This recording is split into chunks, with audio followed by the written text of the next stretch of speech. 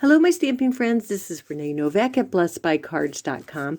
I'm an independent Stampin' Up! Demonstrator in the United States, and I'm here today to share with you another Make It Monday tutorial. Today, I'm going to share with you how to create a watercolor background. And what I mean by that is when you're using your re-inkers to create a watercolor background that then you can stamp your image right on top. So let me share with you the supplies that you're going to need. What I found works best is our Stampin' Spots, and we sell these in the catalog. They're uninked, and so then you can put the color on whatever you want. You can take your re-inker and fill it up, and then that gives you a colored spot.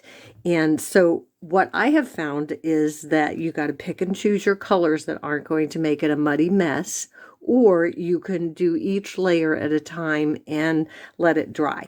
But what works best for me is if I ink up my spots in the colors that I want. And then what you want is either a glass mat, or you can pick up one of these silicone mats that's great for baking, anything that's going to help the water move along, and so that you can lay your paper in on it. So the idea is to lay down your mat, or if you have a glass mat, that works too. Lay it down and then take your spots and put the different colors wherever you want them to be. And then you're going to need a little mister bottle. This is an empty one, and I just fill it up with water. Then you spritz water all around. And what I have found that works best for me is the after you have your water on here, what works best for me is to take just your plain piece of cardstock and then just lay it straight down and then pick it back up. Now, you can use watercolor paper, or you can use the super thick that we have, the vanilla and the white. The thinner, it will just kind of soak through and it won't really give you a good image. But if you use the thick vanilla or the thick basic white, then you can just lay it down in there and pick it up. And then you'll have to either let it dry, or you can use the heat tool to dry. And when you do that, you get a unique background. And depends on what colors you use, what you're going to get. Now, for my cards today, I use the Night Divine set. And this is the Old Holy Night in there. And I created just a little background for that.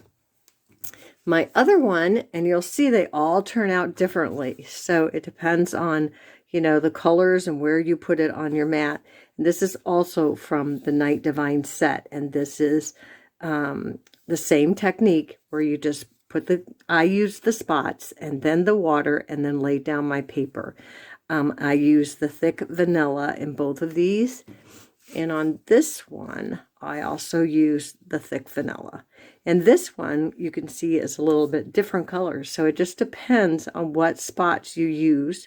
Or you can use the re-inkers and then put your water down. But it works best for me for the spots. I don't know why, maybe because I like to control where the color is a little bit more than just the re-inkers on the paper, or on the glass and on the silicone mat. So the silicone mat or your glass mat is very important. Your thick paper is very important, or you can use watercolor paper. And then, of course, let it dry completely. Use the heat tool or let it dry completely before you stamp your image and before you cut it down to mount it onto your cardstock. So that is my tip on how to create a watercolor background. And if you have any questions, just shoot me an email. But that's it, my friends.